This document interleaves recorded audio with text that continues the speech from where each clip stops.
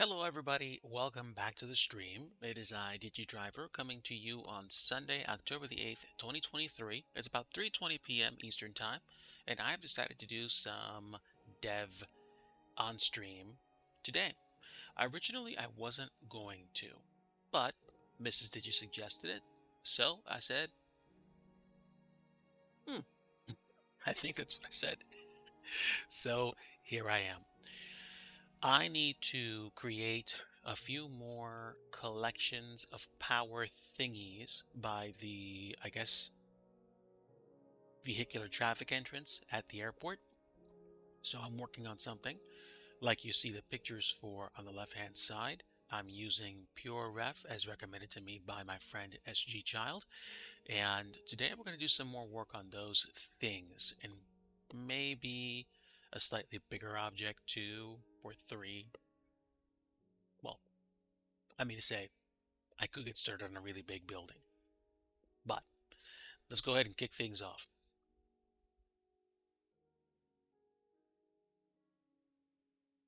To put it in perspective, the tiny little power, I guess, box that you guys see is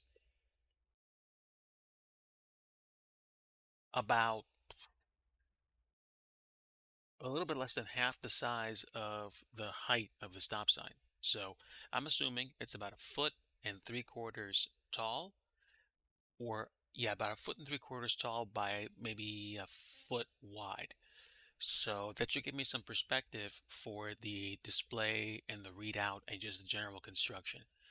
And assuming the stop sign goes to about 4.25 feet, this will probably get up to about 5 feet, maybe even 5.25. So that would make sense. If I put it just before it finishes and it's 1.75 feet tall, then it should probably get me somewhere around 5.5 feet in terms of total height from the ground to where it stands. Also, work on some pipes like we did before, and that means I probably need some streaky or scratched up metal, which means I need to find some more textures before we begin. I'm using textures available from freepbr.com, and you can get them for free if you're going to use them commercially. There's a suggested donation, I think, of $10, or you have to pay $10 to get all the textures and be able to use them commercially. But it's well worth it. It's well worth it. It's just like one less thing for me to think about until I can figure out how to create my own textures through, Substance Painter or whatever that is, or Krita. Let's see, what metal texture do I want? I think I already have a streaky metal texture. So actually, I might have all I need right now. Yeah, I think so. I think so. Let's get started. I don't want to spend too much time thinking about it. So here's our first cube. We'll call it power box, and we'll get the measurements out. So Z is our height measurement. I'm probably going to say 1.75 feet, and that really shrinks it down. That's okay. Is it though? Is it? Let me see.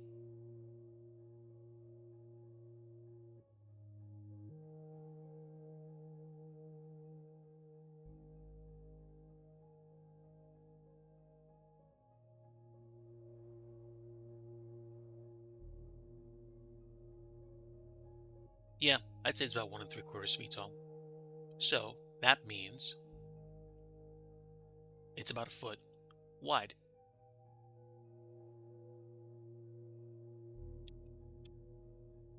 And I'd give it about 6 inches in terms of depth. That should do it. There it is. Just a few details. There's going to be, I think, like a latch on the bottom of it, maybe for securing it. And then the meter offset just slightly. And maybe if I wanted to, I could probably reuse the label so that I could actually put a sticker on it, unlike the last build I did. But let's get to it.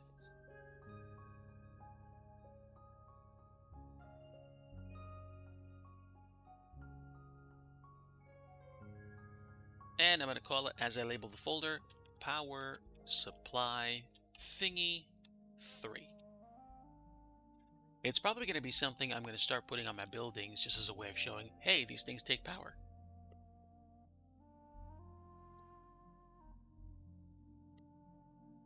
There we are. I hope everybody's doing good today.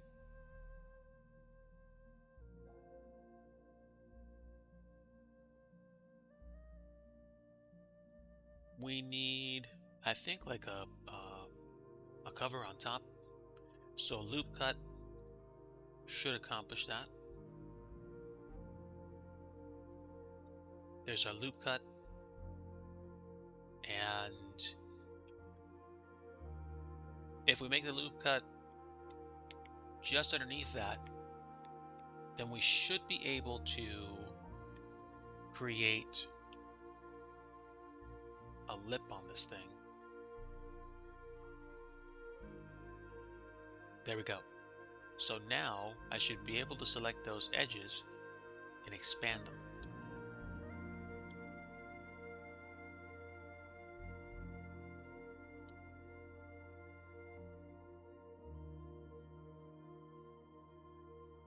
So let's do that.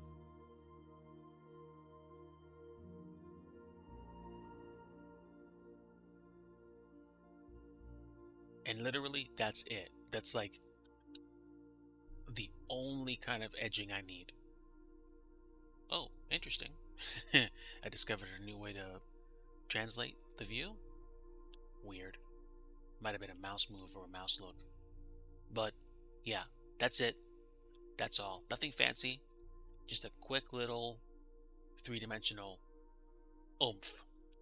And then I can create the hoop on the bottom, or I can basically just create something even simpler than that.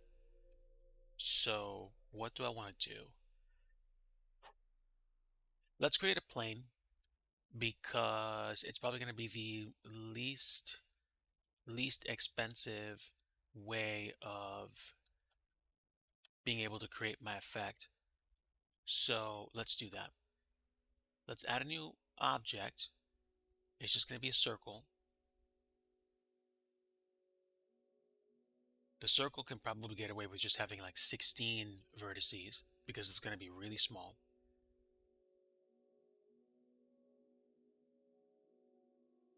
About 0.1. It can probably be even smaller. I'm going to finesse it. But that should do it.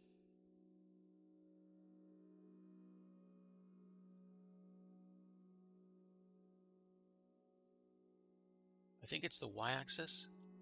Yeah. We just need a 90-degree rotation on the y, and then scale it down even further.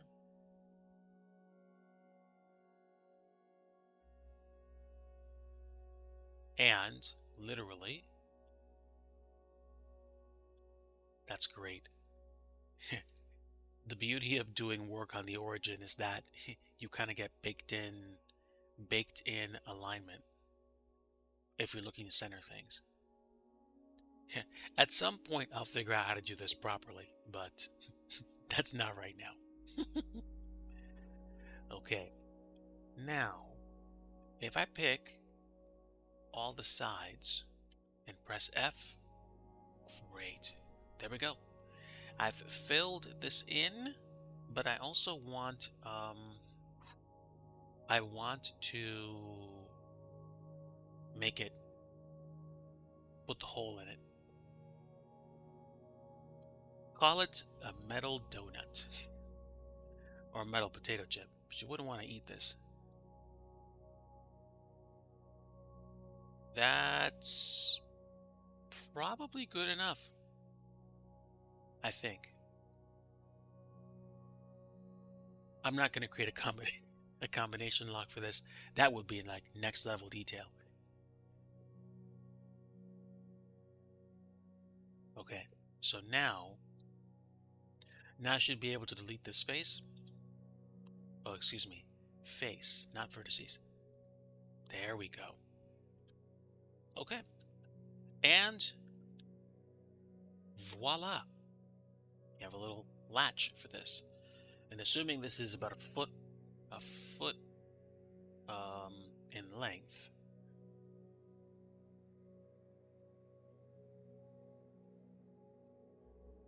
it's probably just barely an inch in diameter. So that's just pure guesswork on my part. And I'm going to call this power box latch. And that's just there to stick a combination, just to pretend you can actually, lock this thing up.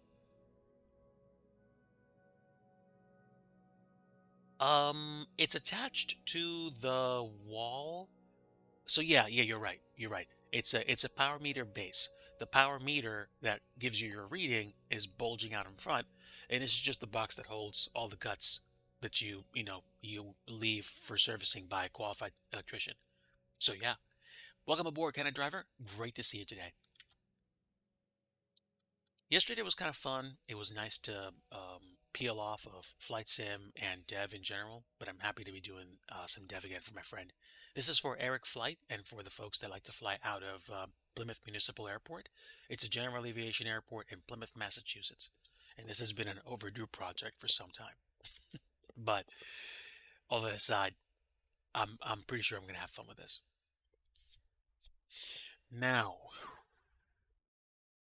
do I want to create a sphere or do I want to create a circle and then just kind of expand it a little bit at a time?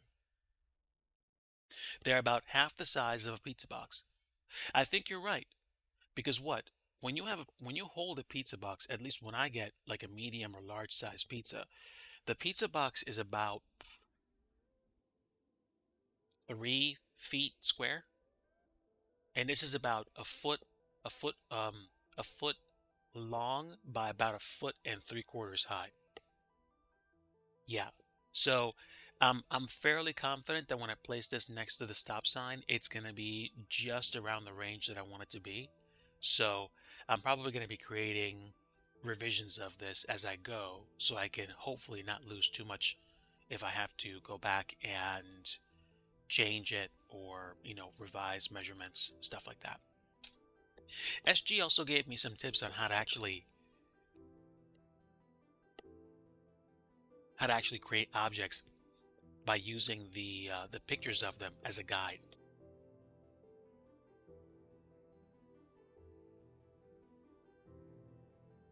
I might try that soon.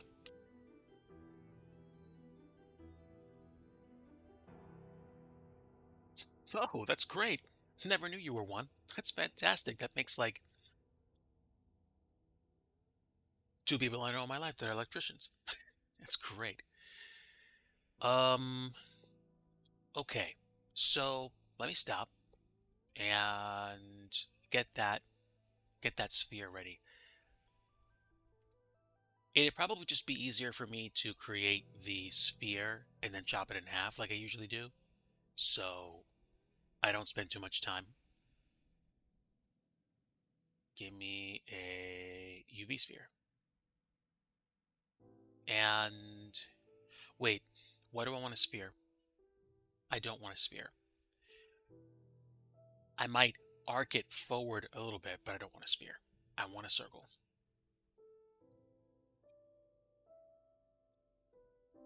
And we'll add another circle and rotate it 90 degrees. That's going to be I think I will make this one 32 vertices.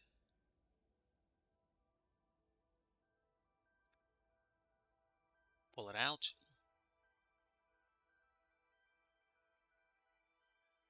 And it'll be, yeah, it's almost exactly in the middle, but it will be offset.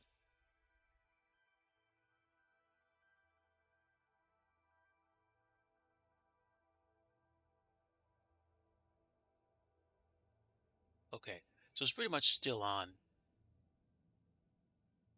And I like the size. Maybe scale it back up a bit and move it back towards center a touch. So it's like overlapping the center, but not by much.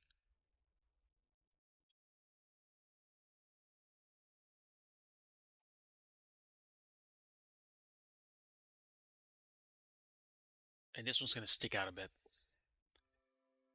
So, okay, here we go. First thing is to fill this in.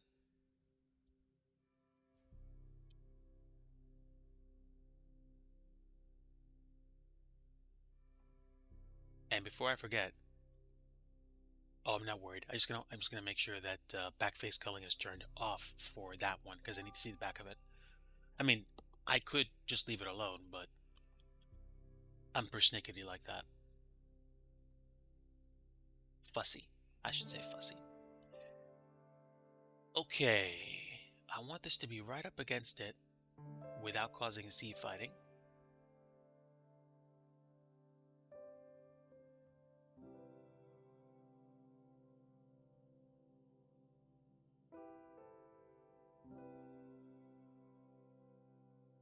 That should be fine for now.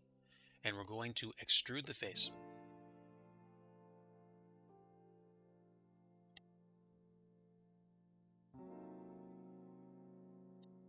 That's interesting. Yeah, if you take a look at the PureRef reference, they have it offset for some reason. I don't know why.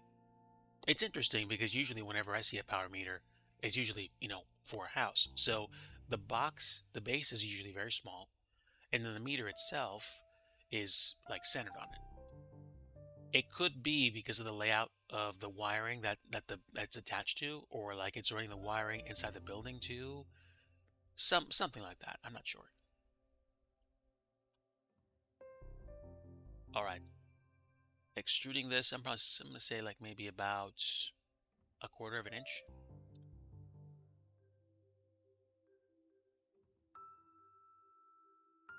Yeah, that's actually pretty nice.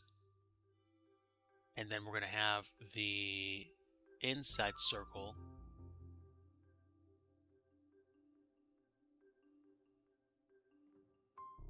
It could be a bit wider. About there. And then this will be extruded. That's probably gonna go an inch or more. And I'm literally just feeling this out.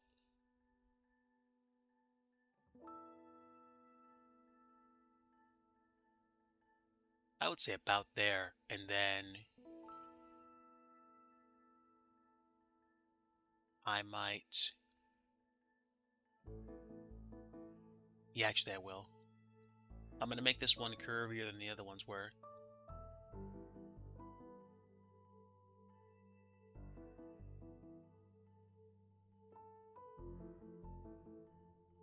Not by much, though.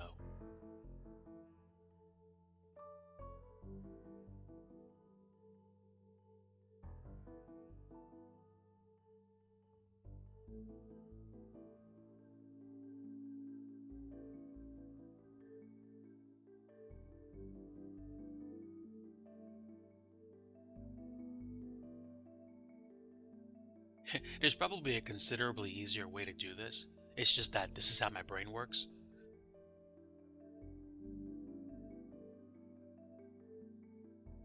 And essentially, I've just created a kind of like, for lack of a better term, um, a fluffy edge to this. And then everything's going to go here.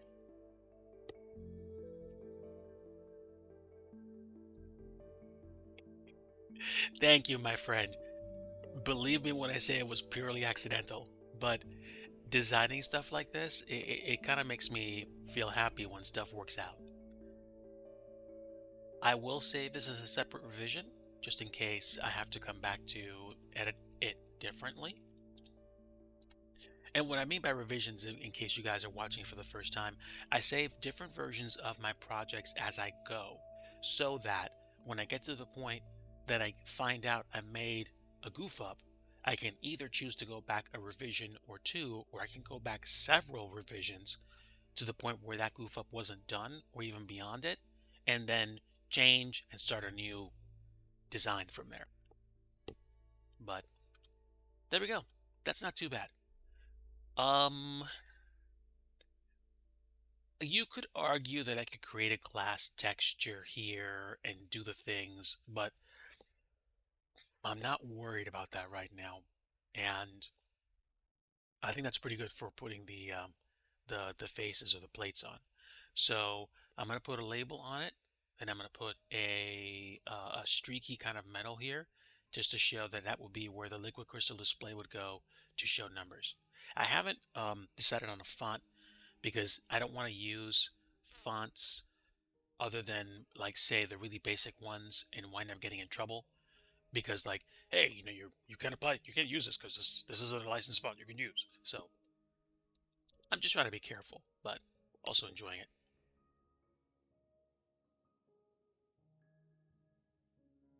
Oh, nice, nice. Feel free to, like, drop me a whisper or put the link in chat so that I might take a look at it a little bit later. I'll try to remember. Okay, now here's where it gets a teensy bit tricky. I'm gonna put my label and my screen up. We're gonna create some planes, really small ones,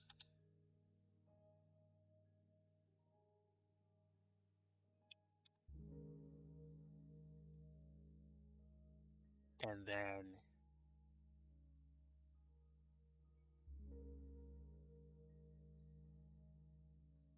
move them where I want them to be.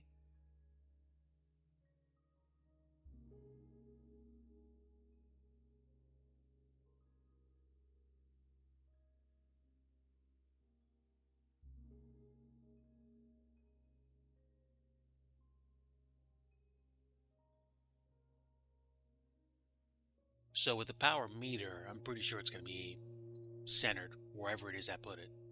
So I'm not gonna worry too much about getting artsy with it.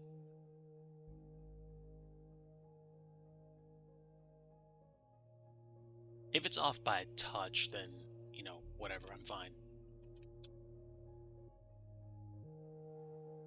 Let's do 0.025, even smaller. There we go.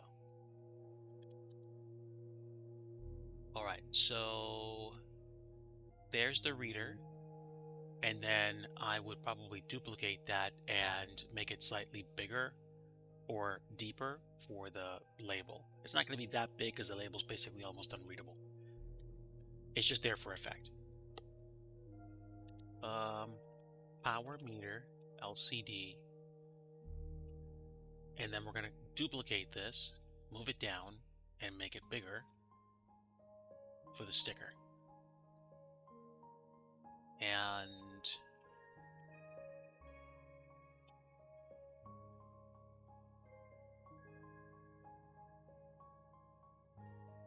actually, let me scrunch this down.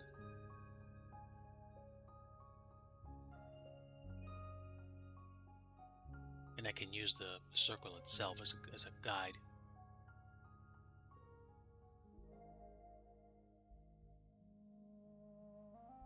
That's good.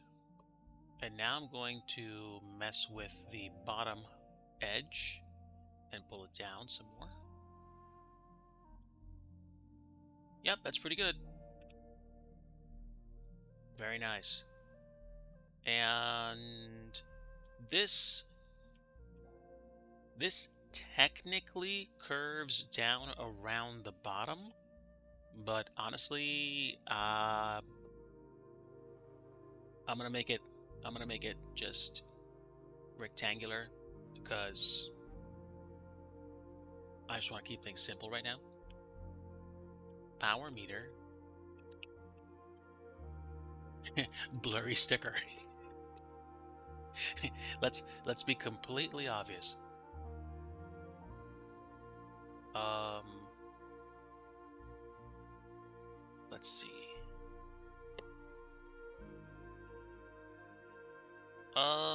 Yeah, that's pretty good. That's pretty good replacement.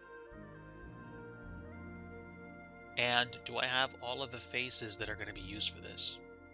For the box, yes. For the rest of the box, no. I think I'm also going to duplicate the sticker. Once I put it, I'll put one up top here. And since it's basically that blurry, you guys won't know whether or not it says the same thing. I would like to get a better picture of power meter sticker and eventually revise it, but not a worry. Sogen, welcome aboard. Good friend Sogen Okami, welcome. Glad to have you here. I hope that you're doing well. Doing some scenery dev, my friend. Another power box. And I am going to finish, and let's see, the cables, or the pole itself, it's probably going to be about 3.5, maybe 3. We'll just make it a 4-foot pole. That's fine. That's fine. Let me save my progress so far, and we're going to add a new cylinder.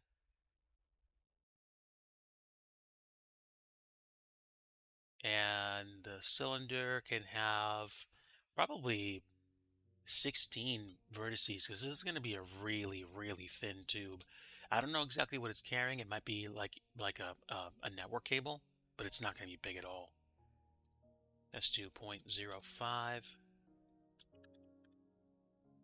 Yeah, it's going to be even smaller than that, so I'm not worried.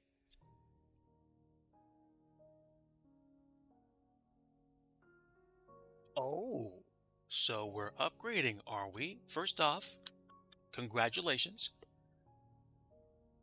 Um, how's my encoding or his? Um, I'm assuming you're talking about Sogan. But if you're talking about me, encoding, oh, that's right. We had problems recently with the stream. I haven't taken the time to look into it, but I am gonna try to fix the problem because I would like my streams to not cut out so much. Only thing I can think of off the top of my head is that the maybe I'm asking too much in terms of bit rate, so I have to check. I will have to check. I've also got a couple of other experiments going in terms of electronics and figuring out how to make cool stuff happen with a few Raspberry Pi components that I have. So I haven't gotten back to my autopilot helper, but I got told by a friend of mine that there are going to be some PCBs headed my way, which I'll be able to take a look at and mess around with for programming buttons so that I can use it with MobiFlight whenever I fly, say, the Airbus. But let me think. And please feel free to remind me if you guys know, if you guys remember more than I do. But I knew I had issues lately with my stream cutting in and out. I also know I'm working on Raspberry Pi stuff, scenery development, and also probably trying to get better at programming in general. I do software development for a living in real life, so improving those skills is necessary. So I need to make sure I take time to do that too. But yeah, that's pretty much everything off the top of my head in terms of remembering what's up. Now, let me make this about 4 feet tall. That makes it better. And now I can position it appropriately. And again, the size of this pole is entirely too thick. It needs to be thinner. So let's do 0.0125.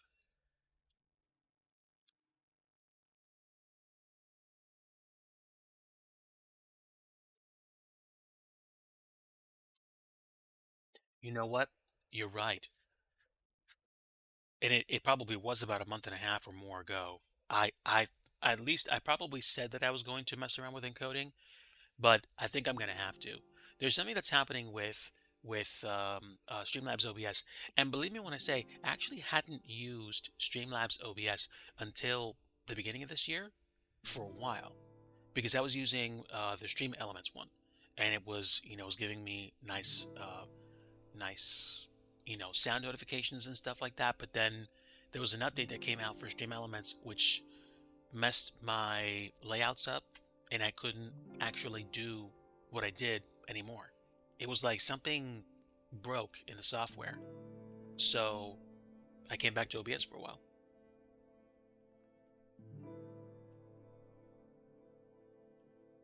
Wow. An AV1 encoder. I don't know what an AV1 encoder is, but if you're going to shave a few hundred gigs off of your renders or your videos, then that sounds potent. So, congratulations. That is much better. All right. I'm probably going to put this hopefully equidistant from, no, not there.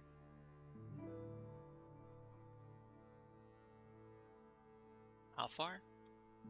Okay, a little bit of artistic license won't hurt. That's good. And we're going to take, I think we're going to make a new cylinder because the other cylinder is going to be bigger.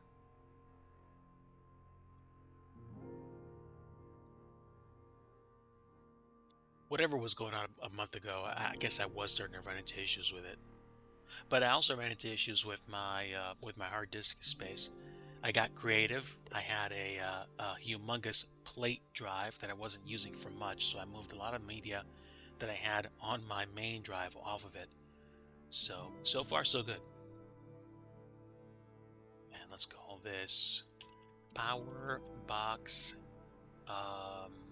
pipe 1. And then we're going to make a new cylinder. Same height, same placement probably.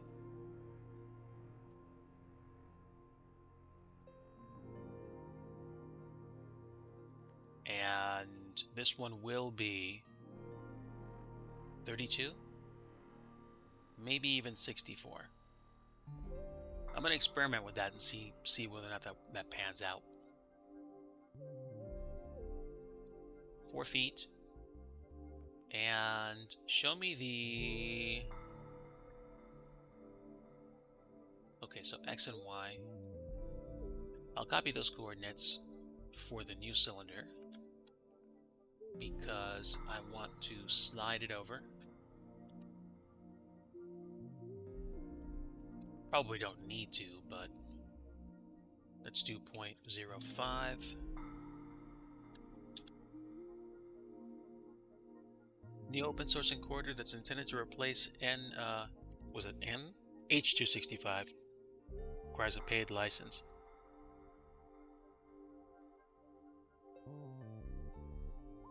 Okay, wow. And that clearly is going to impact or affect your video rendering, which is what I believe that's going to be used for. But yeah, congrats. And wait, no, that makes sense, I think. Oh, excuse me. Pardon me, folks. DIGI is recalibrating his dimensions.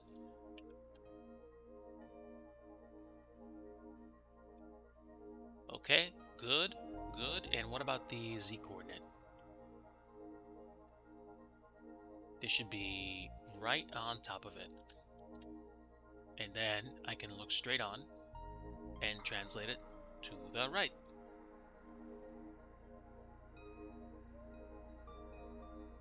I might put it almost centered underneath the power meter, just so it looks like it makes sense, but it doesn't. This is actually way off to the side. Even here. Let's see. Does that make sense? Yes, it does. Wow. Yeah, man.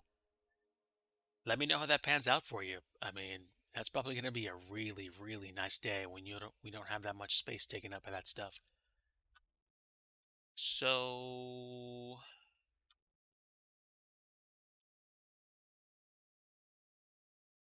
this could probably be a bit less dense, but let's find out. Okay, no, I don't want to do that. Let's see, 0.04 might actually be just fine. I'm really kind of like getting particular here, but I want to create something. And with 64 sides to this, this could get particularly irritating. So hopefully I wanted to do this more than a few times.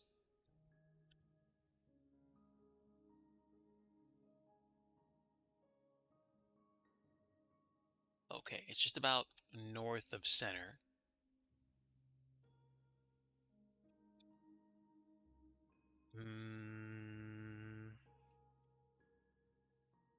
So that's about a foot. That's probably about 6 inches.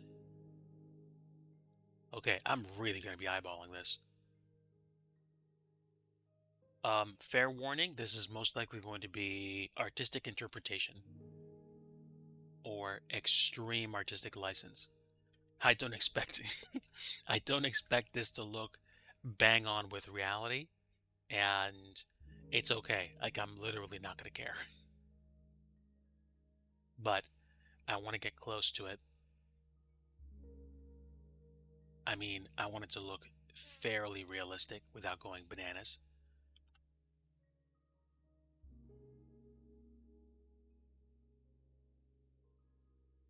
And there we go. That's 1, that's 2, 3, and then a few more pieces at the bottom should do it for me.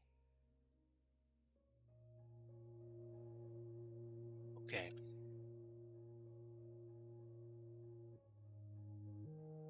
What I probably should have done was separate the top and the bottom and then add details as I went. So I should be able to get rid of all those pieces. How many did I add? Okay, right there and right there.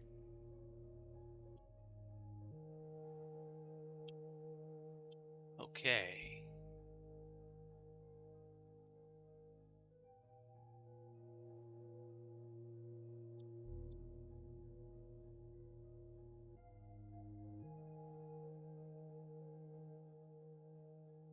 And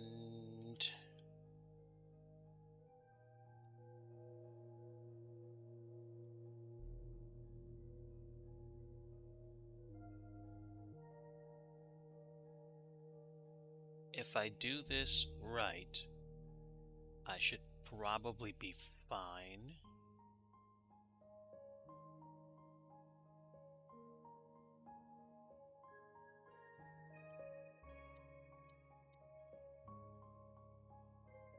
There are multiple languages I use. I've used C# and database related languages and C# tools for business logic.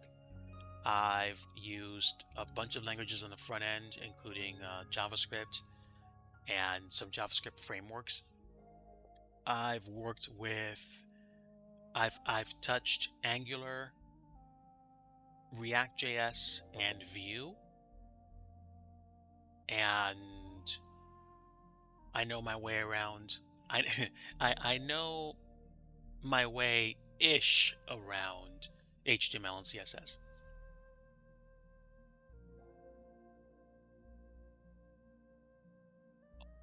This is where it gets really, really, really granular. So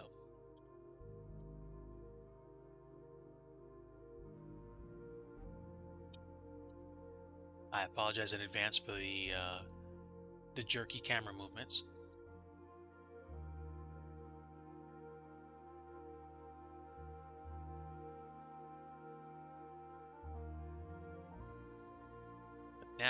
should be able to expand this or scale it.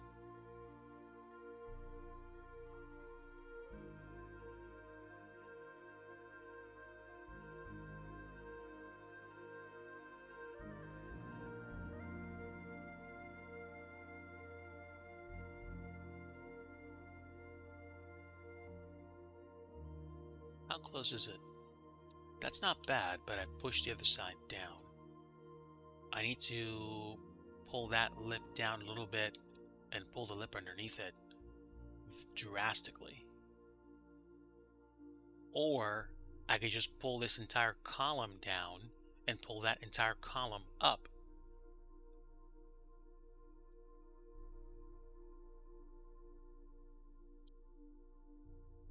It's called getting crafty.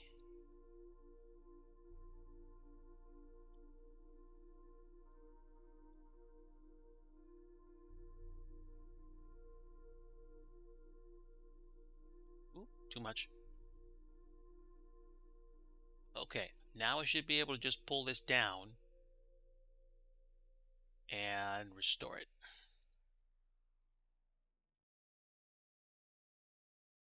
There we go. See?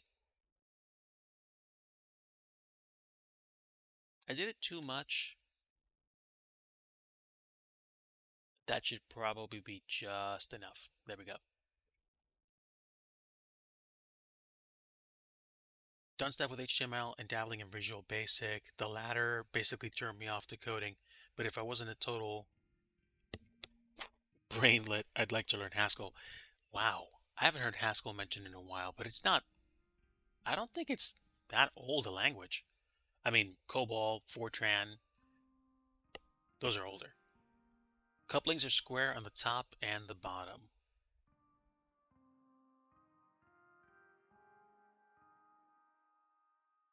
You know what? I'll take your advice. Do you mean flat or...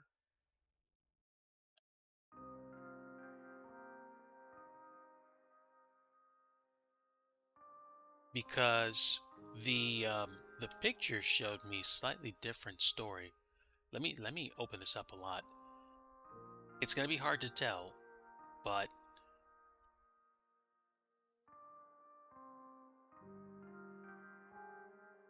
if you take a look, okay, great. If you take a look, it looks like it curves down, and I'm not sure why. Maybe a different design? Okay, I'll go with flat.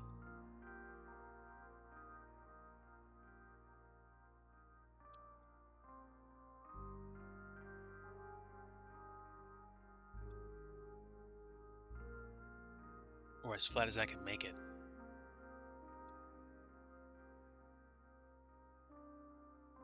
That's pretty good. That's pretty good. Little bit of artistic difference, but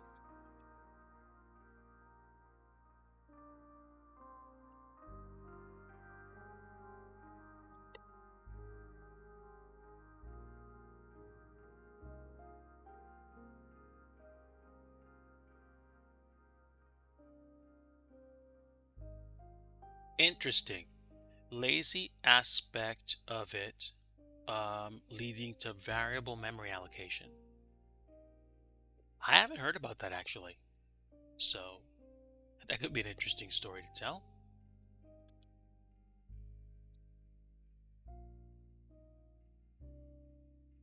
There used to be a time when I liked the idea of learning a bunch of languages for the sake of like learning them and having them all available to me.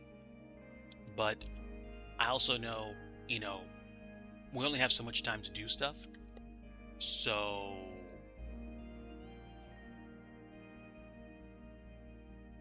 I'm not as into the idea as I used to be.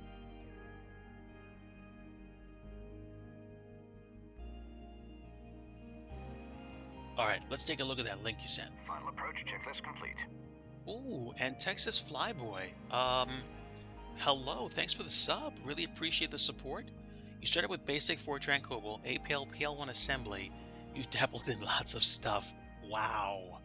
That sounds like a story. Thanks so much for the support, friend. Welcome. Or I should say, welcome back.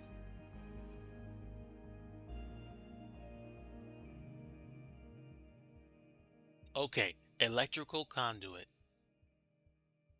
Yeah. Oh, okay. The bottom of it's flat and the top of it's flat.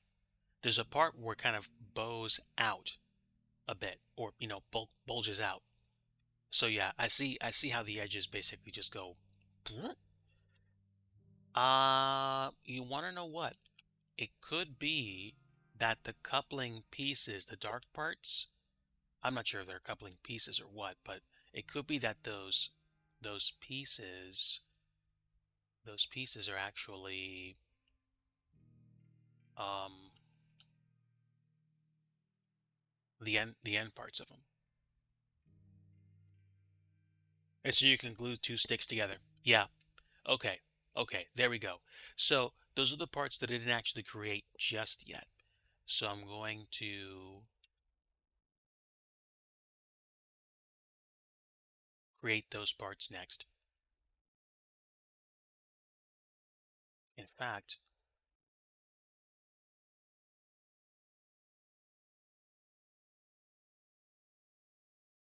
I'll leave the bottom looking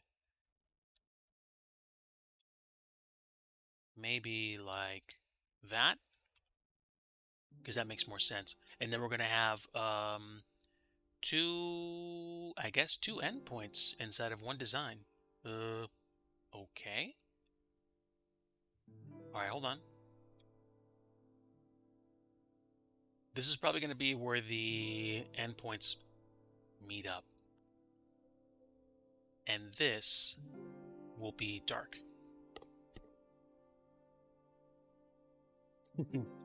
Thank you, Texas Flyboy. Appreciate you stopping by.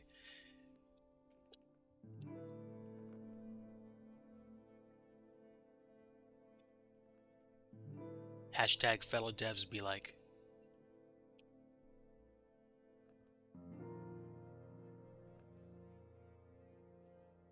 Okay. I won't spend too much time dressing these pipes up, and there are pieces that I think also keep them bolted together, which I don't think I'm going to add right now, at least not for this level of detail. And then these parts will be dark. The rest of it will just be one straight material. And is that it? At least for this much detail, for right now. Yeah. Okay. Now we can switch over to materials. This is where everything gets bright, and now we start really getting picky with our choice of materials. And for those playing along at home, I am on my third revision of this object. So, we're going to use a dull metal for the box, and then we're going to use a streaked metal for the thicker pipe and a dull metal for the thinner pipe. So, let's go ahead and pick the MSFS. Oh, excuse me. I need to go to materials. Silly. Okay. Power box is the first material, and again, it's going to be an MSFS material. This is a standard texture. We'll add the texture, roughness, and normal maps. And also color it slightly. So, texture, roughness, and normal maps.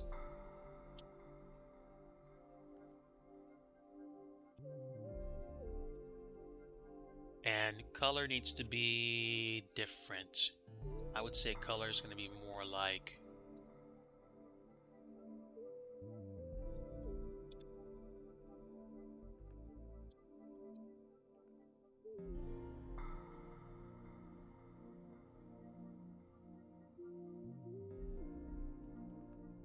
yeah, that's the direction I want to go in. Sweet. Okay. Yeah, it's gonna be way more pastel. almost bluer.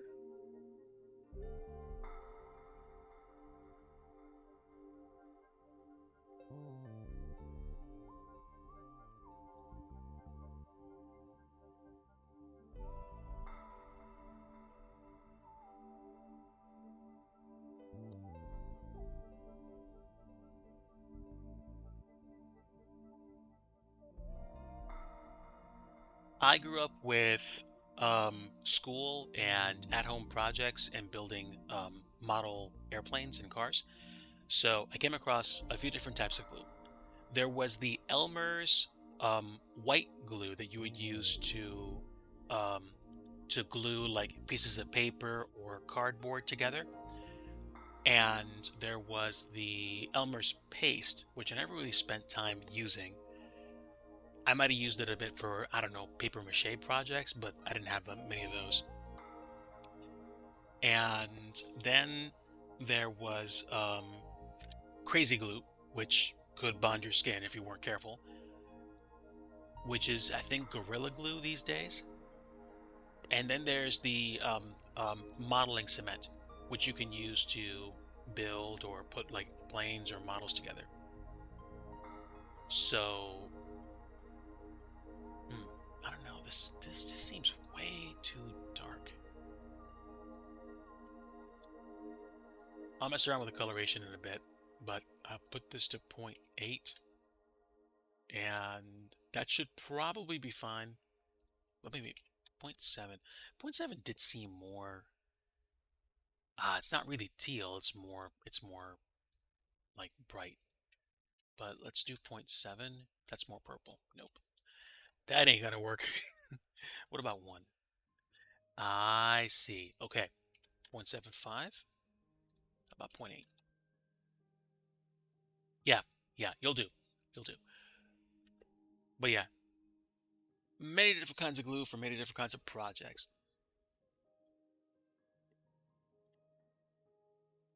And then there's hot glue, which you can use a glue gun to put things together if you're like, building like bouquets of fake flowers.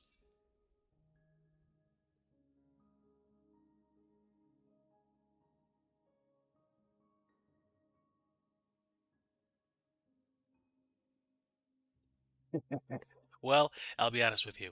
I like snap together kits because um, if you really know how to handle yourself with model kits, you can kind of undo your mistakes, almost like putting Legos together in one sense. But some snap together kits are basically like one way. You can only put one piece together once, and that's it. So there's still a degree of risk, but not too much.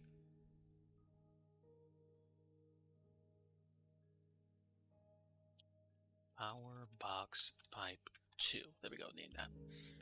And oh, you know what I forgot to do? I forgot to unwrap my textures. So we need to go into UV editing mode, zoom in, and go here, go here, and then smart UV project, and that should be fine. And also look at the textures. Silly. And that's not bad. That's not bad. And I need to actually do the rest for the other faces.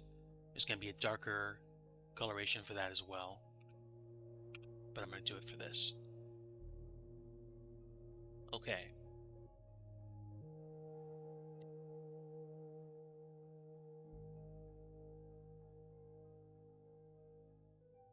Hey, Abelar's, welcome aboard, friends. Yeah, that was yesterday. Sticky Rice gifted a couple of subs out, and I'm grateful for Sticky Rice's generosity. Enjoy your emotes, my friend. Welcome. We're doing some scenery dev. I am probably going to be doing this for another, like, maybe 15, 20 minutes. And then hopefully I'll be able to place it in the sim, and that'll be one more piece done. And I might take a break and then do some normal adult life things and, like eating food and prep for the week. But yeah, we've been building a another power box for an area in my Plymouth scenery, and now I think this needs to be a different color. So we're going to be creating, I think, a few different materials. So I need to select these faces, and hopefully this is intelligent enough to know I want just this row. Yes, it is. Oh, I do like me some Blender intelligence.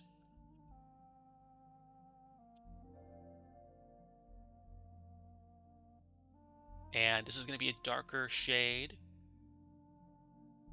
So I might not even need to put a texture here. So I'm just going to go create a texture or a different material called power meter darker shade outer lip.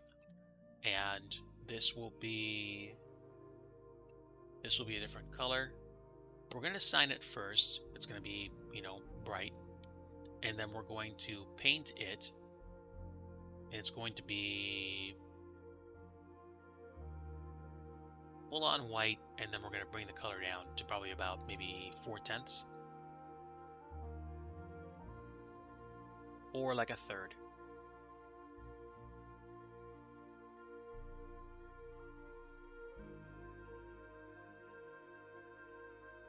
Oh no, that could be that could stand to be better.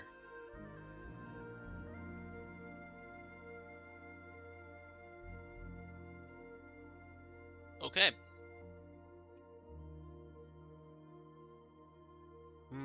You want to know what? No, let's go darker.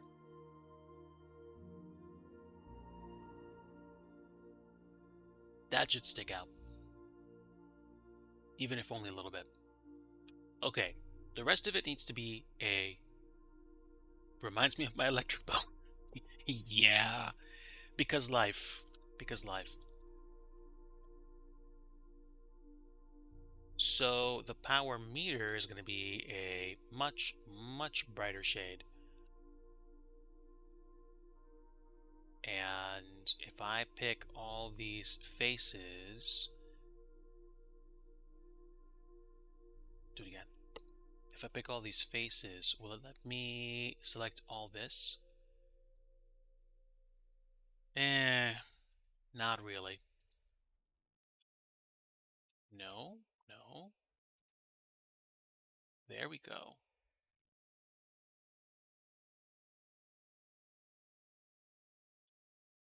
But there is some guesswork in the algorithm that lets it pick whole swaths of faces. So there's still some work involved in picking all these faces, but it's not that bad.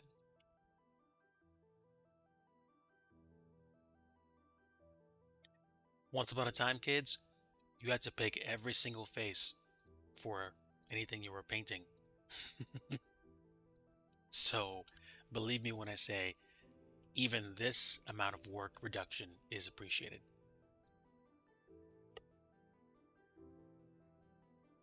Okay, now we're going to create another material. Power meter, lighter shade, cover. And I think I can do the same for here. Yeah, actually I will.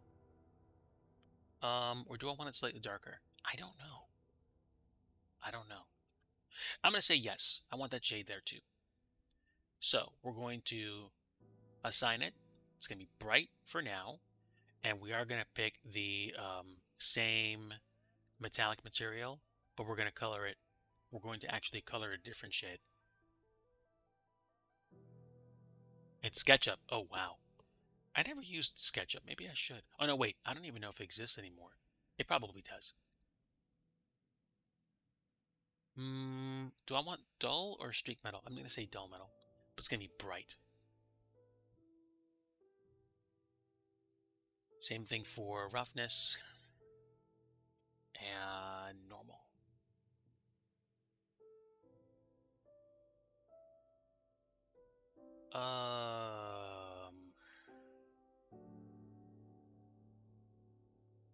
I don't know.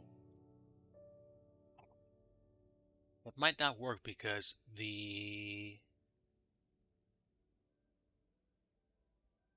I can't make the color mix any brighter or any more intense.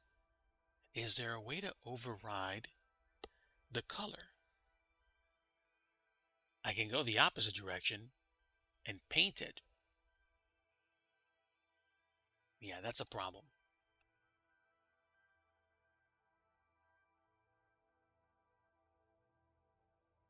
But it's not something I'm going to worry about because I can find different metal.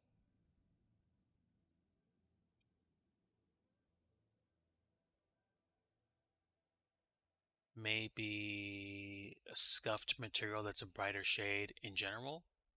Let me see what I can find. I'm looking right now, chat. Oh, you know what?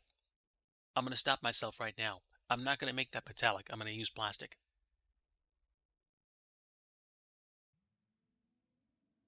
That will give me the ability to use the scuffed plastic roughness and normal mapping, and then pick basically whatever color I want. Yep, yep, we're going with it. For architecture, the precision and snapping is great. Problem is, it's very limited in just about every other regard. Uh-oh. Money things.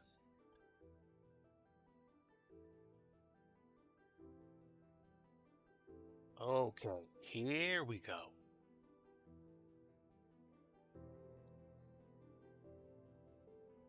One day I'll graduate from using the same roughness and normal maps that exist with a pack of a specific texture, and I might wind up using different normals and roughness maps for different scenarios, but today is not that day. Okay, it can be a bit darker than full on bright. I don't want it to be dark. I don't want it to be kind of grayish. I want it to be just off white a tad, like 0.65. And there we go. Again, like I said, I wish this was brighter, but we'll make do. And we're going to create a new material here. This is going to be the power meter LCD face. It's not going to have any text on it. It's just a kind of placeholder.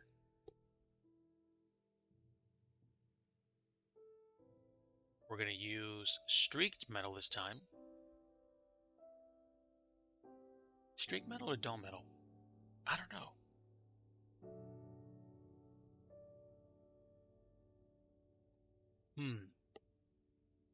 Let's try dull metal first. And we'll keep the normal maps and the roughness maps off of it and just leave it at that. And then we're going to do power meter blurry sticker because it will be blurry. And that's fine. So we need the face label, and the face label needs to be oriented.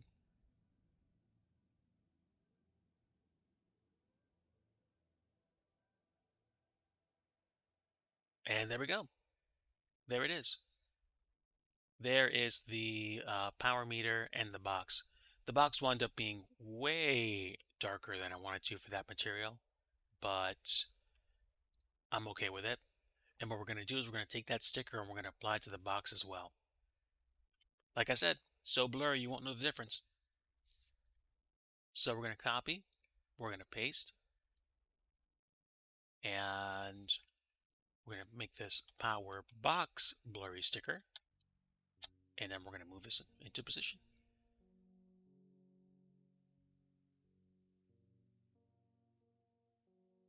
Oh, wow. Hold on.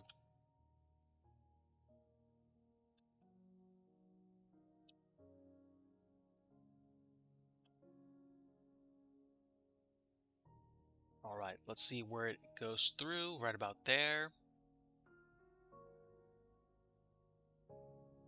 And put this right about on the edge, right under the lip, and blammo. All I gotta do now is work on the texturing for the pipes. And we've got a box, folks.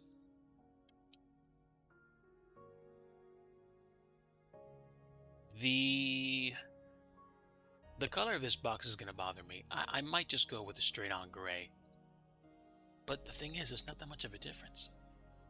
Do I have any other textures that are gonna give me artistic liberty here?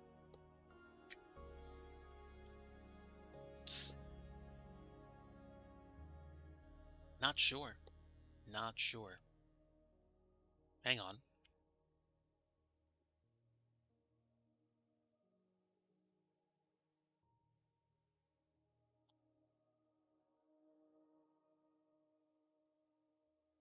Only thing I can think of is grabbing like a metallic painted texture where paint's flaking off of it.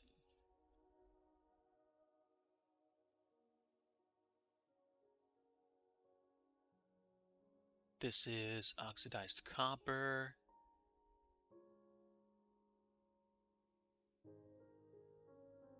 But it's not like the paint was fading. It's just that I need something different.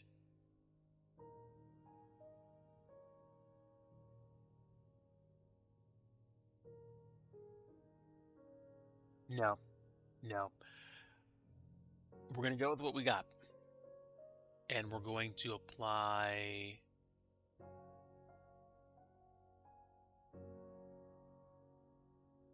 We're going to make a different material for the pipes. Streaky pipe. And we're going to add the streaked metal. And here we go. Streaked metal.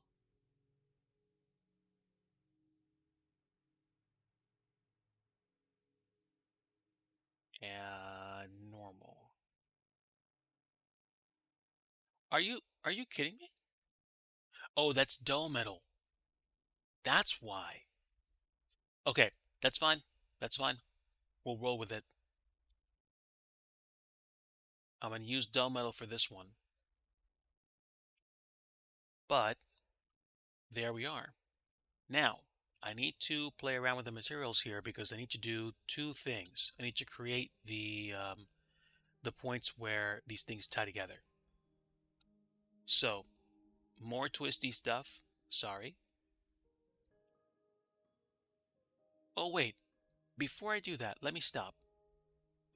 I want to unwrap the material.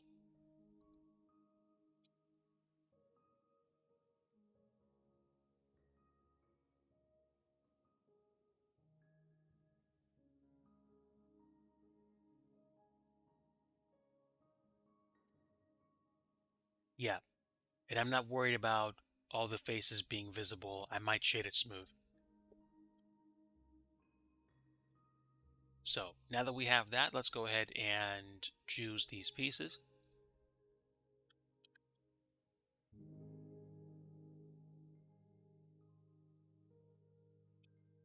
And then we're going to loop it around.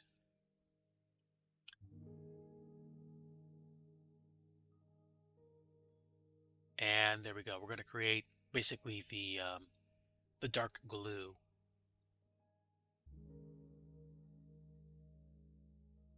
Pipe glue section. And we'll assign it.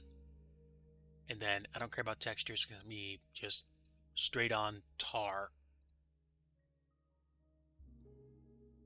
with 100% roughness. No clear coat. And that should do it.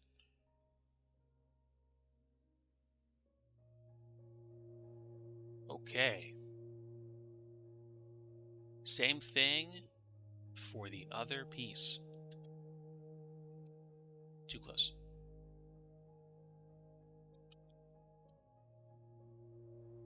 By the way, folks, appreciate you guys stopping by today. Thanks for the company. Thanks for the support. Definitely appreciate the subscriptions. And thanks again to Sticky Rice for the gift subs. I like doing scenery development.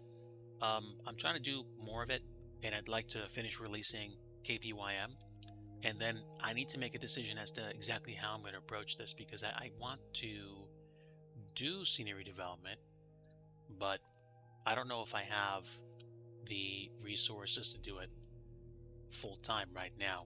In fact, I'm most likely going to say I don't, but I still enjoy doing it. I would like to do it full time. At least I think I do. So I guess I have to figure out what it is I want. Let's see. Non-streaky pipe. And this one will be the one with dull metal.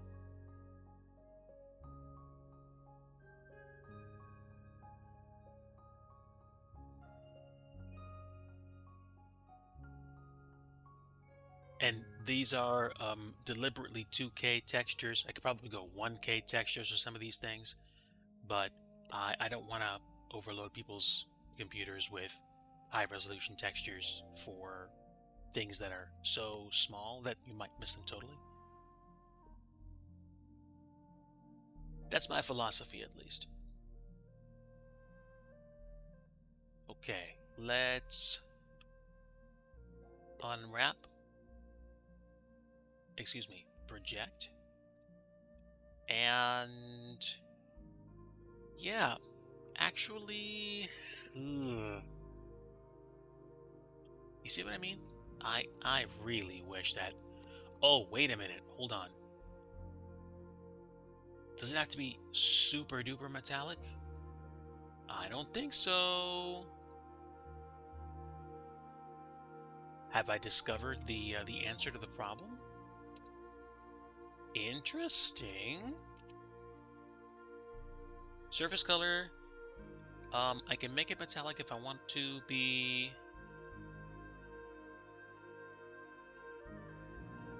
I'm gonna make it semi-metallic with 100% roughness, or like 90. Seriously? Oh my word. I'm gonna have to use streak metal for this. Okay, yeah, never mind. Yeah, I don't need to go bananas with this. And what I'm probably gonna do is shade this one really smooth. I could probably do the same thing here.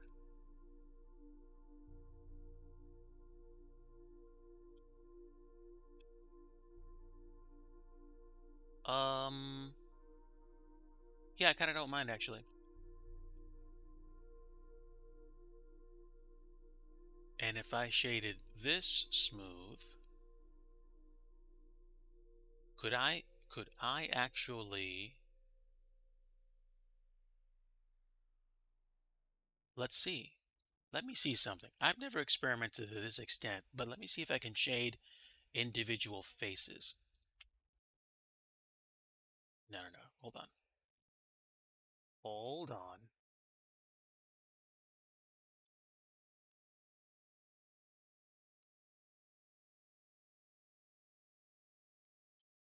Okay. Let me see what I can do.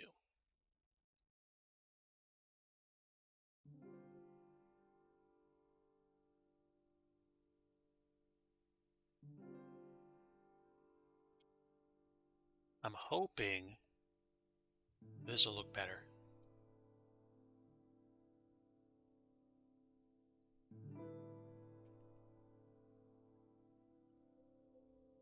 Kind of teaching myself as I go here.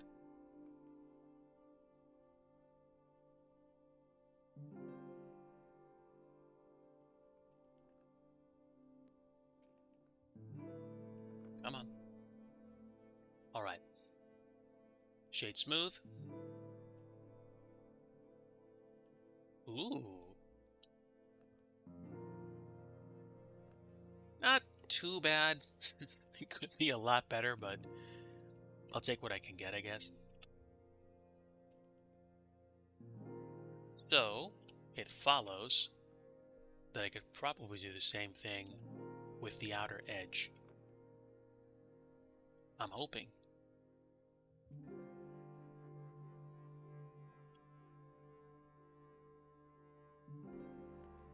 And let's shade the smooth.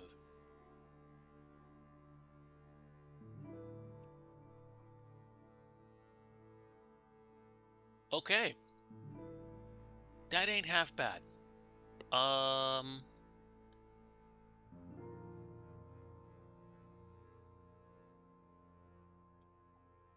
what would I be able to do?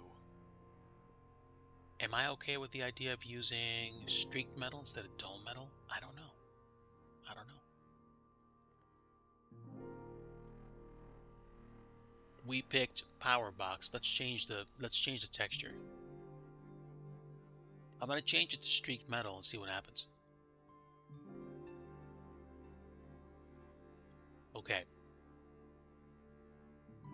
I know for one that it's going to be lighter. I don't like the way the textures look, but I could probably just make those textures go away.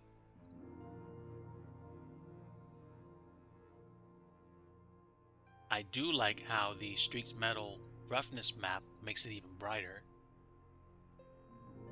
So guess what? Dull metal is going away.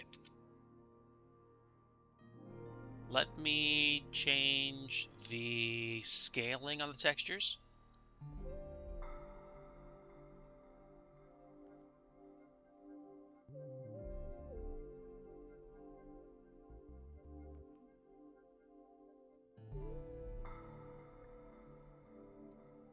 And, oh man, like instantly better. Dude. Sure, the textures repeat, but the overall finish on this looks superb.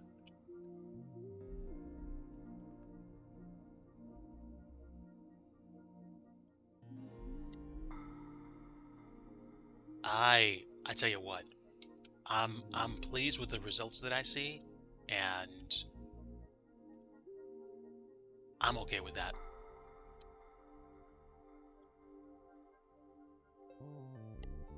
All right. Sheesh. How long have I been streaming? An hour and 19 minutes? So, an hour and 19 minutes from nothing to a power meter. I can live with that. Good stuff. Wow. Fourth revision. And go back to layout mode. And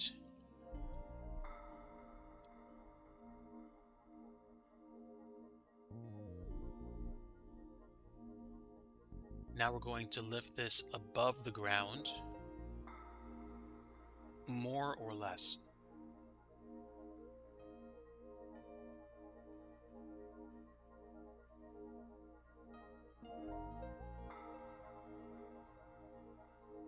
There we go, folks. There is the wall mounted or wall rested power meter, which we're now going to export and try to build in for our scenery. So before I can do that, there's some usual paperwork I have to do. I have to make sure that I've done things like applying any modifiers, which there are none, but I usually leave that checked in for future reference. I also create the XML file and do the things. Thank you, Eric Flight. Folks, if you don't already know, Eric Flight is my friend of the channel, and somebody that I'm building KPYM for. This is a level of detail that I'm trying to honor the airport for, so I'm taking the time to do this. Eric Flight is somebody that can help me with resources and the opportunity to get a closer look at an airport than I would have had otherwise, unless I would have gone there myself. And the project is certainly in his honor and everybody that likes flying there in the Virtual USA Flying Club. So welcome aboard, friend. We have just wrapped the building of the power meter thingy number 3. Power meter thingy number 4 still needs to be built, but that's probably going to be a really quick build tonight. Power supply thingy 3. XML. Need a GUID, and we need to remember export settings and take our textures and put them in the texture folder.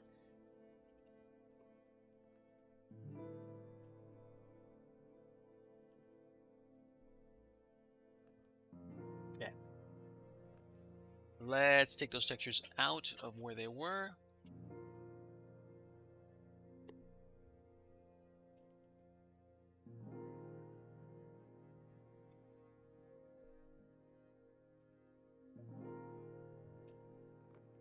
That should do it for us. PNG files are going to go into texture. We're going to get rid of whatever was there before. Now we should be able to build it.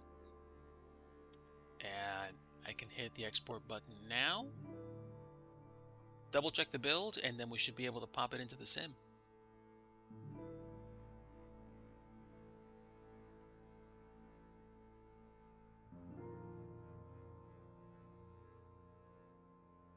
Okay, so apparently the texture is going to be repeating quite a bit, but I don't necessarily care as long as it works. There might be some tweaks that I do to the maps, but we'll see. Let me double check. Because this looks a little weirder than it should look. Scuffed plastic. We added a metallic map to that might be why. I don't think we need a metallic map. Let's get rid of it.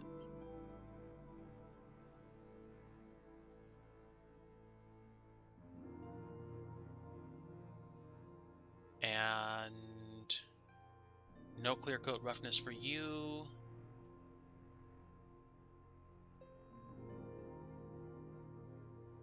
Not for you.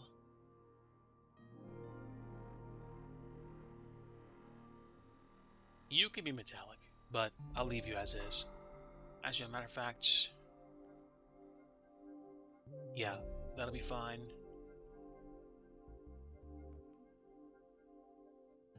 Going over my mappings to make sure they work.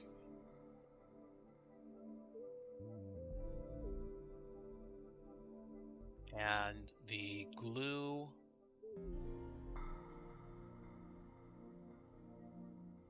Yep, no clear coat roughness there either. The compiler complains a little bit when you have a clear coat roughness and a roughness map. Like there's some kind of disconnect between the two. I'm sorry, between clear coat and clear coat roughness. So I'm not sure why that happens. Do I want to worry about the faces? I don't know.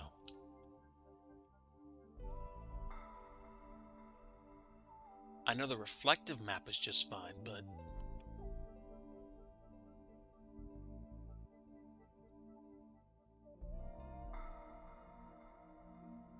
oh, of course. Hold on. I don't want to expand the whole thing. Ah, that's right. I need to scale it here. But that's not really going to be an issue, is it?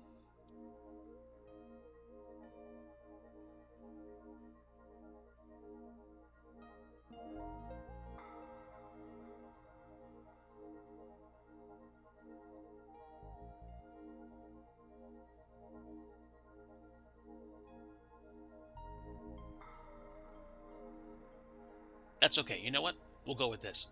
We'll go with this, actually. And I will save this as a different revision because I'd like to see what the effects of that is.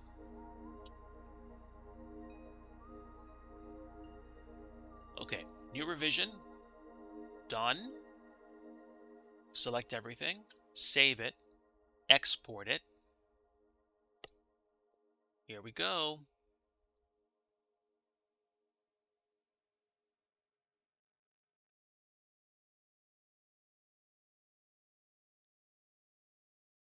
Okay, let's close this and reopen it and try it again. And take a look at the GLTF file.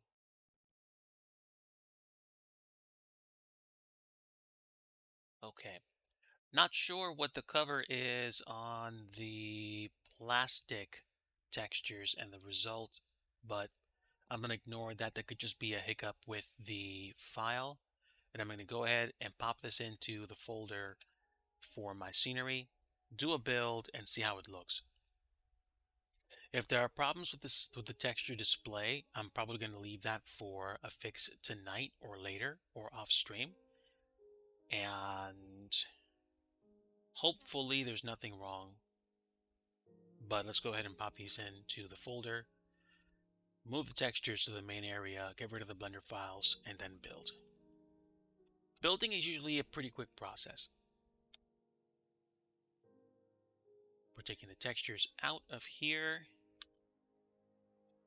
and bin, XML, and 3D object files are the only things left. Place the files that we had. Since we didn't mess around with the files themselves, we didn't make any new files, and we should be okay.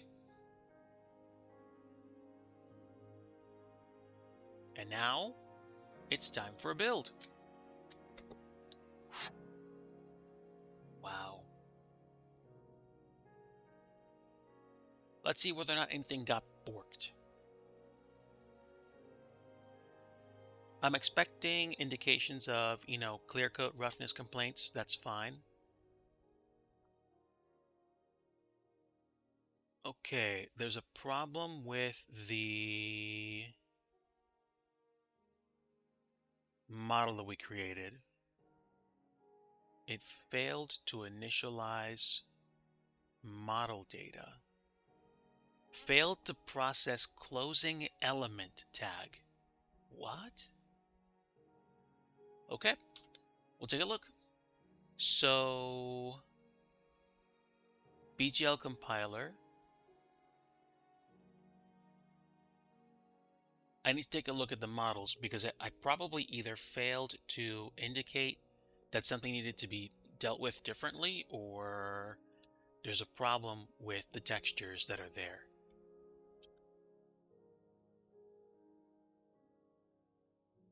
Did I remove the textures? I did not. I did not. We have streaked metal.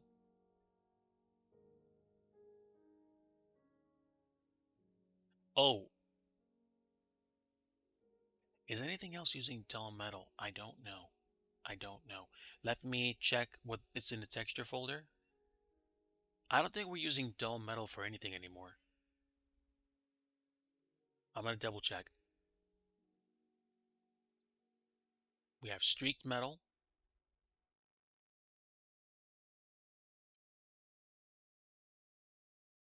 Okay, so we have dull metal for the non-streaky pipe, but we're not using that anymore. So how do we get rid of it? Well, one way I know how to get rid of it is deselect it. And then deselect that material. And then pipe glue is no texture. Power box is what we have with streaked metal.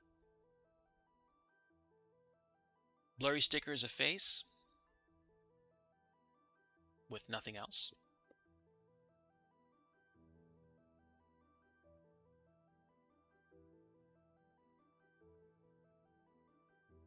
Oh, wait, what? Hold on. That's the blurry sticker.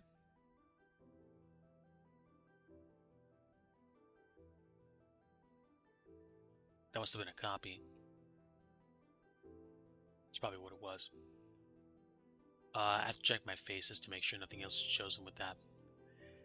Outer lip is just color. LCD face is... Oh, LCD face is dull metal. Okay, well, let me change that. And shade cover is scuffed plastic. And streaky pipe is streaked metal. Okay. Where's the power box? Power box is right here. Okay. I'm going to change this because I don't want this to use LCD. I don't want this to use dull metal. I'm going to change it to streak metal. And we're going to change the color on this.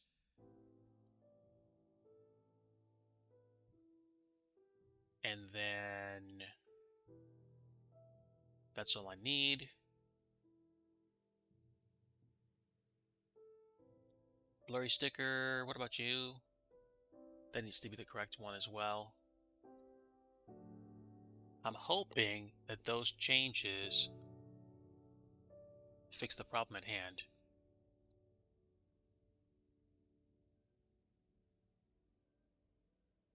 Yeah, so no. I started noticing, I think I started noticing that copying things sometimes does not produce the results you want it to.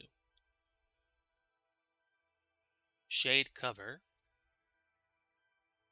There's the LCD face. There's the box. Sticker. Streaky pipe. Pipe glue section. Oh, right, because there's two textures. Streaky pipe and pipe glue section. There's nothing here that has a copy of a texture anymore. So it should be fine. Should be fine.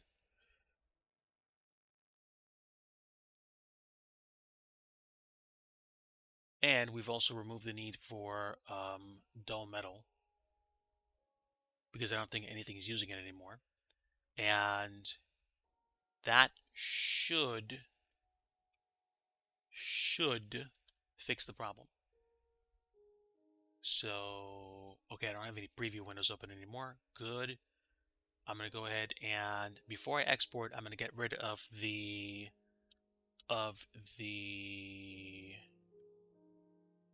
dull metal from the project. And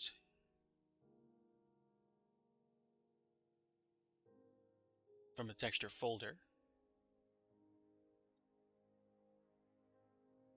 And now we should be able to rebuild. So I'll get rid of the 3D object, bin, and XML files. And now we can export this again. Sorry for the delay, folks. We should be fine now.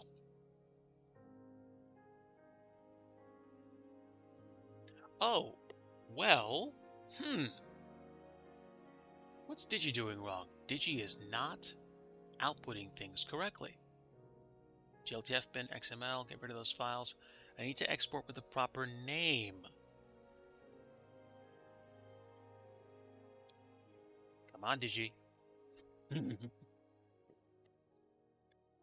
All right.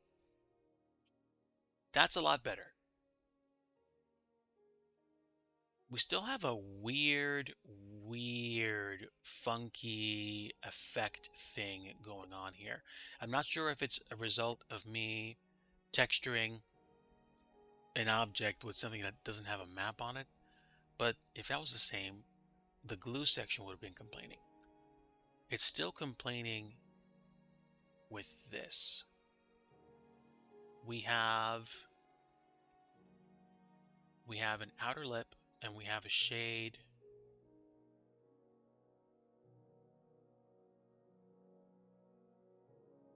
Right. The power box material for the outside, the outer lip, and then a shade cover, which is plastic. It's not metallic.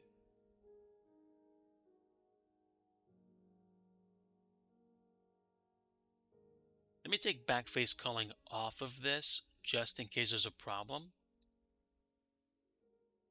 Oh, gives me a chance to fix this as well. I forgot.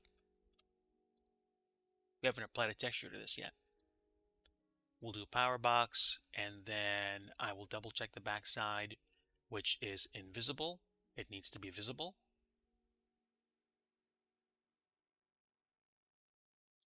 So for this, I'm going to have to pick it. I'm going to have to pick it and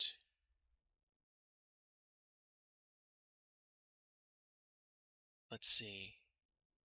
I'm going to change non-streaky pipe to just use a different material. I'm going to reuse this and say box latch.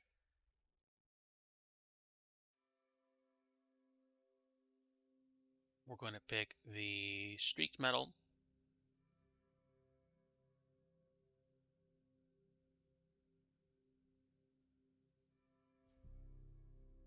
And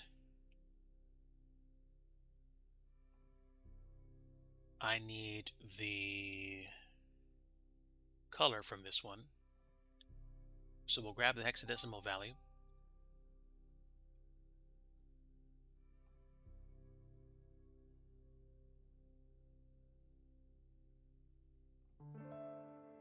And we will paste it here.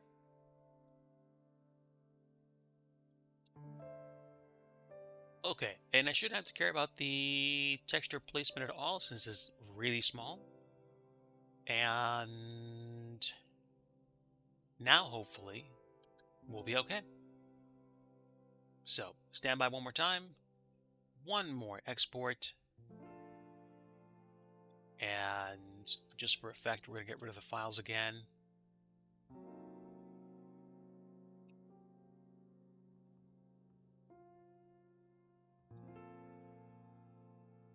There it is. Yeah, hopefully this fixes the build. Again, I have no clue why. But let me go ahead and move over to the project folder.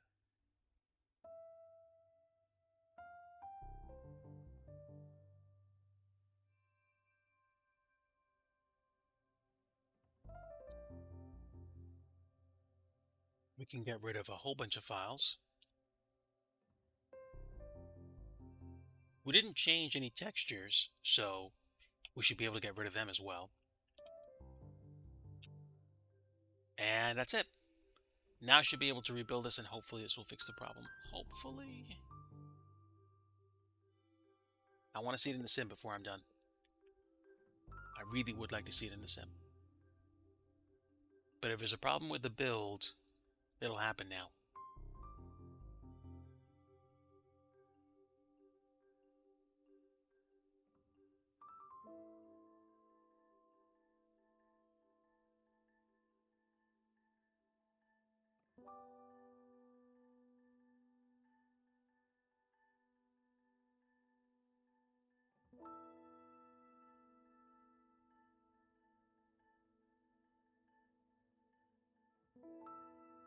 Thank you, Yahweh Elohim.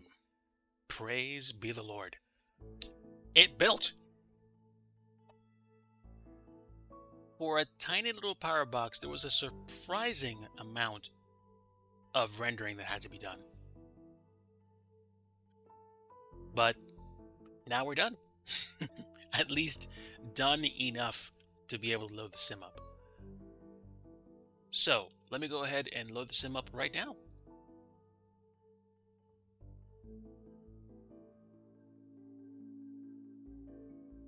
Thank you, Minecraft, for the kind of lo-fi tunes. Now we have the power. Makes me think of Nintendo Power. Yeah, man, I might play some Nintendo games tonight. But them's the breaks. Let me go ahead and hide the Blender screen so you guys can see me load into the sim. Where's my Blender window? And oh, that's right. I'm not in 1920 by 1080 right now. I'm in a much bigger mode, so I need to resize my screen. Wait, am I? Yes, I'm in 1440p right now. So I guess it was too small. I'm a little confused. That's okay. All right, so we're about to try placing this in the sim and see whether or not any of the textures are messed up. The the 3D model preview that I saw had some glittery texture effects on the power meter face. I don't know why. I just know it did. And I'm hoping, I'm hoping that there aren't any issues placing the object in the sim. The scaling may be a tiny bit off, or more than a tiny bit, but I'm hopeful that the size and everything is going to be good. We'll find that in a few seconds.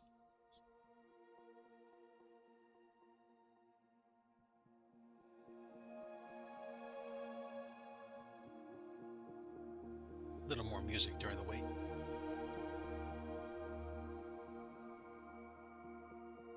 I might do a sim flight tonight just to chill, cool off before the week starts. Work could get very interesting this week, so gonna do the best I can and let the Lord settle the difference. As long as I can keep my schedule relatively consistent and there's no major issues that happen, I'm shooting for I'm shooting for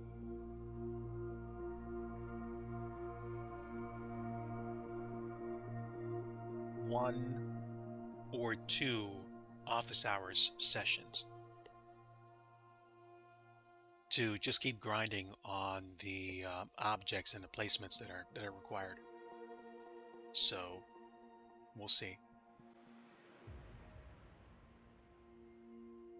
All right, let's go to Plymouth and we'll see if we can't place the object down where we had it before.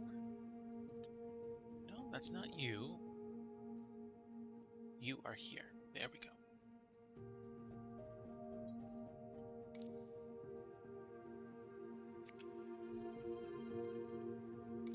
We will do live time and just use AI traffic, says the software developer. Well, hey, listen, if it's the Lord's will that I have to deal with big boy issues that require more of my time, then the unfortunate reality is there may not be any of the office hour streams this week, but we will see. And I appreciate the roast, by the way.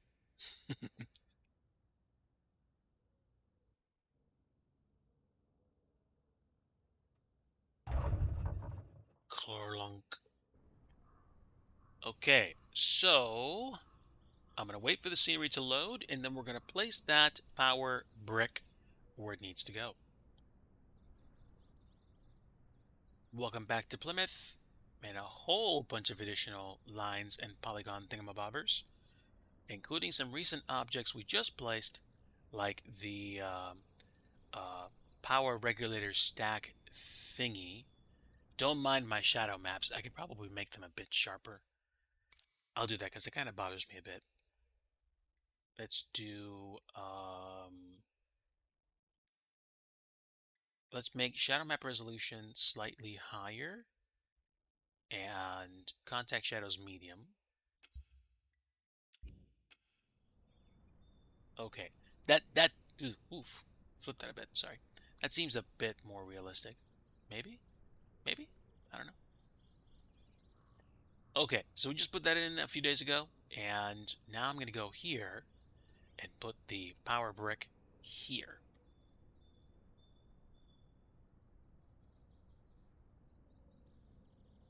That's the power for the gate. That's right.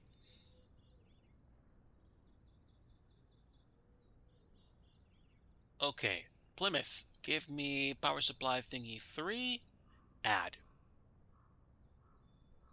Here's the power supply thingy. Let's go ahead and spin it around. No, you don't go in polygons, you go in West Hanger assets. There you are. Okay. And color being what it is, We'll move it into place behind the power and inset it into the wall a little bit. I keep pushing the wrong buttons. And how's it looking? Let me take a look at the last picture that I had.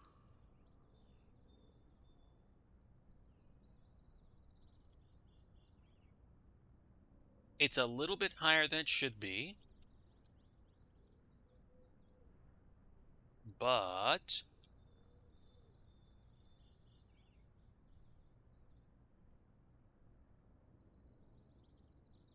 first thing, let me rotate this.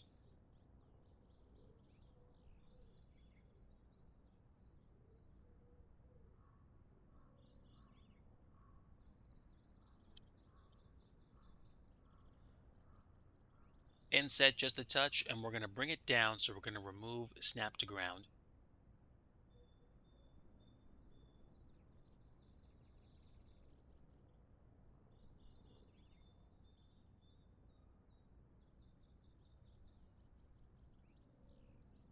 And if I take a look at your picture,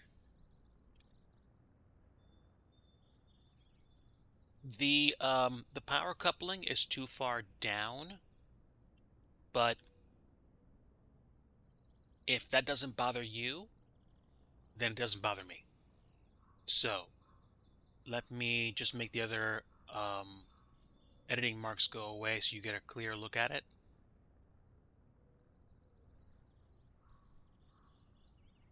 And there you have it. Eric Flight, initial thoughts? Comments?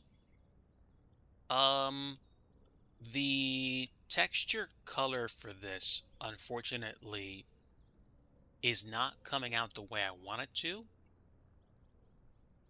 I think the problem was something to do with the metallic flavoring of the polygon.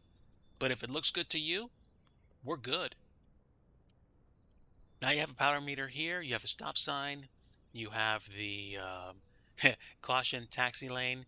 Sorry about the lack of actual reflective properties of this, but we also have the vehicles use alleyway, no vehicles on taxiway texture, and of course we have two of the three other additional power brick things so far, and probably the third will come on this week.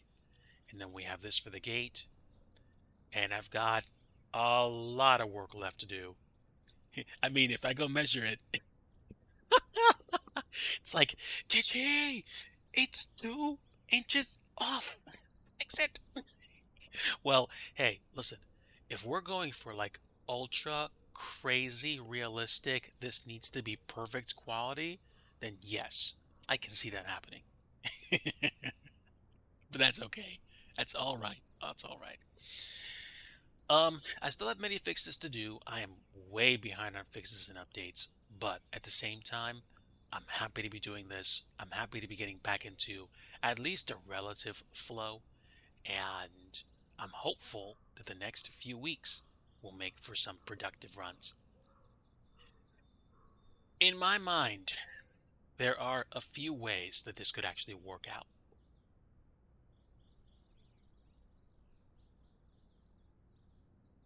You could probably assign it a cube map. Ooh. Well, there's something I didn't think about. Um, Thanks for the heads up. I might take a look at that.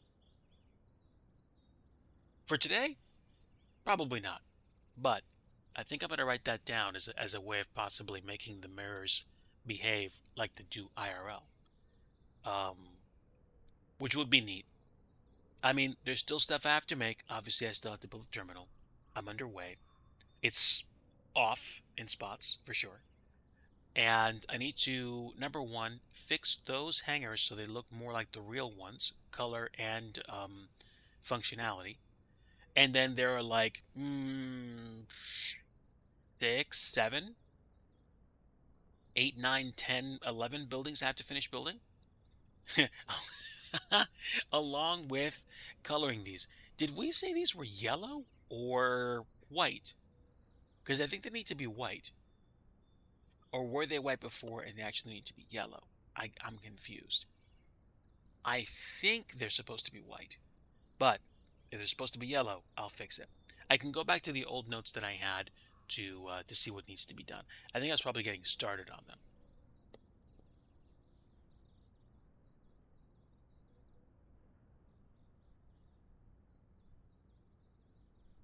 The hangers on the other side need to be done again. Yeah, yeah. You mean the hangers on the east side, or these, because these do need to be fixed. They need to be colored differently, and I think they need to be the layout needs to change a little bit. It needs to change a little bit. I would like to fix these. I would like to get these hangars done up, this building completed, and then try to create something which approximates the Massachusetts State Police hangar for their helicopters and things like that. It's going to take time, but I am happy to invest time into it again because number one, it's just a project that I've been working on for the past year, and I don't mind putting the effort in. I have great friends to help me with the details, and it's a great opportunity. Where I feel like apologizing to you guys is that it's been tricky trying to get this to work in terms of project time and things to do. Don't get me confused. Um, I make no apologies for taking care of family and doing stuff that's very very important. Mrs. DG is hoping to get results from some additional specialists visits, which are going to tell her whether or not surgery is coming up in her future, which I'm hoping it is because that means that she'll be able to get her situation looked into with more detail. And it's coming up on Christmas, and we're going to be doing more family things. So it means that I'm going to be picking my engagements carefully and making sure that I have time to do stuff like this. But at the same time, like I said, it's going to make me understand clearly what it is I'm going to want to spend my time on. So I can't do everything. So I'm going to do what I can do, and I'm going to do it with a smile on my face and work as hard as I can, as quickly as I can, as long as I can to get this project done and released. And then when I do that, probably take a break and maybe do a fun scenery or two, over Christmas, and then decide what I want to do afterwards. There are dozens of airports that I've written down that I could probably begin working on in the future. And if I did this as a full-time job, then I think I'd probably have either a schedule, logical breaks to go ice the brain, take a walk, eat the right food, exercise. But it's just like life. I think you have to choose what you want to do. You have to go for it. You have to do the absolute best you can, and you can't make excuses. Um, I'm beginning to understand how to make sure I do what I do and I do it well. Thank you. Thank you. And Eric, we will be in touch. I'm going to, like I said, my intent is to become way more consistent with this, and not way more consistent. Let's be realistic. My intent is to be realistic and consistent this month. I would very much like to finish all the work that's required between now and Thanksgiving so that I can give you guys a finished project for you guys to fly to and enjoy. And I think there's plenty that I can learn, plenty that I can do. If the summer and the past few months have taught me anything, it's that there are certain things that I can take responsibility for, and there are certain things that I just can't. When somebody asks me to do something, it's like, dude, there's no way I can guarantee you that this is gonna come out the way it is. And that's just life stuff right now. That's more of an adult conversation, and we kind of went over it yesterday. But all that said, I'm very happy to be putting in the wrench time at KPYM. I'm looking forward to refining the details and getting better at the process. I can tell you that doing scenery dev streams where I'm talky do take more concentration, so they take more time. The office hours, if I do them the right way, are the times when I kind of let you guys into the shop and just have you guys look in and ask some questions, and I might take some breaks in between to answer them. But I'm not going to be as focused on conversation. Or, I mean, every once in a while, I'll do completely quiet streams where if you just want to see the process and you don't care about chatting or anything like that, I'll do that. And if that's the case, I can probably just do complete microphone off, no audio streams once a night, and then have that be the baseline for showing you guys the progress on the airport. Oh, will do, Eric. Thanks for the reminder. Great opportunity for me to actually do stuff like that since I'm actually putting materials down and it's starting to really take shape. So we'll be in touch on Discord for sure. In the meantime, it's just past 5, so I think it's a great time for me to stop, get up and stretch, and do some things. Maybe help with more Christmas decorations, maybe pour a drink of coffee, eat a snack, and enjoy the rest of the afternoon. I will probably be working on this again a little bit later, but I'm not going to be streaming. I will probably just do it as I listen to other people. And again, folks, really appreciate your time and the support.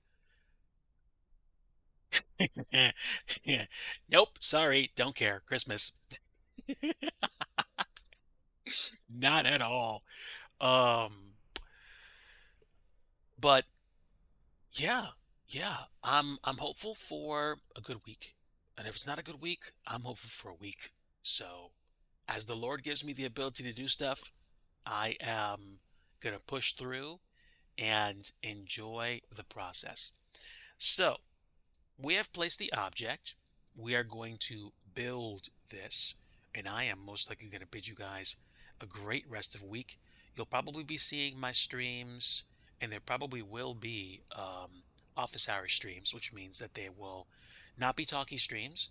I might even do complete off the map, no audio streams, just for the sake of accountability and for progress. And TBH, I might handle progress update streams once a week where I talk to you guys, I show you a few things that are going on with the image, with the airport or any other airports I'm working on, and then we like can go fly or like go drive in like the truck sim or something like that. I feel like that's probably going to be the logical direction because if I do complete no mic, no audio streams once a night, and I do those like 3, 4, 5 times a week, you guys will get a nice glimpse into everything going on with the airport, and I'll be able to just keep cranking on the models. You'll see everything going on, and then I'll probably take like 2 or 3 strategic breaks to, give you guys a text update or answer your questions, and that way, that'll be that.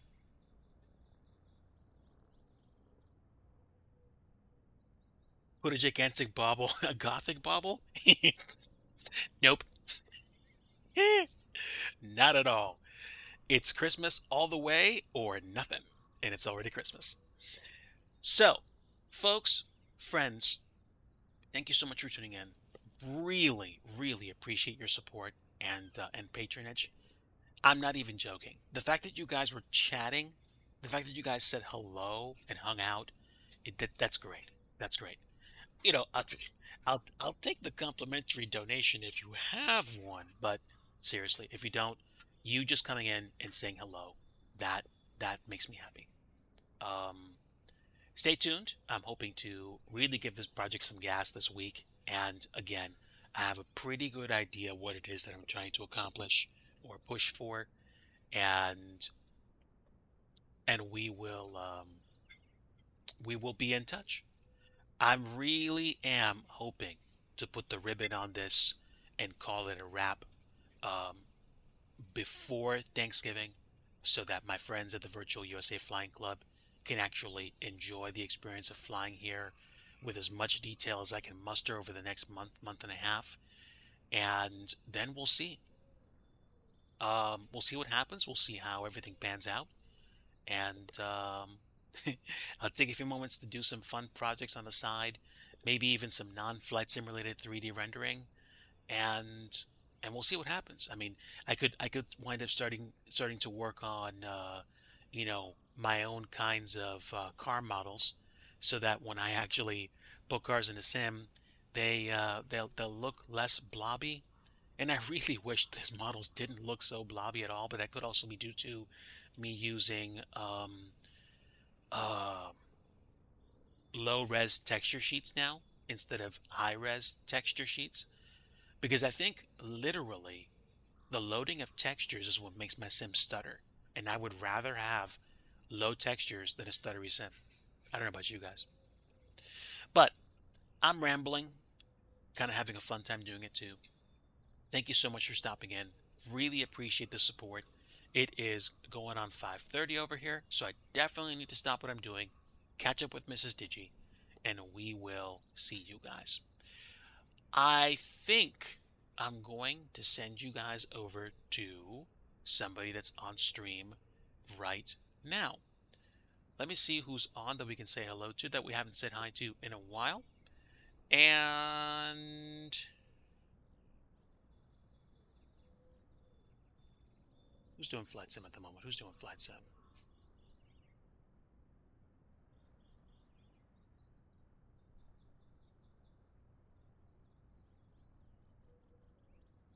Let me see.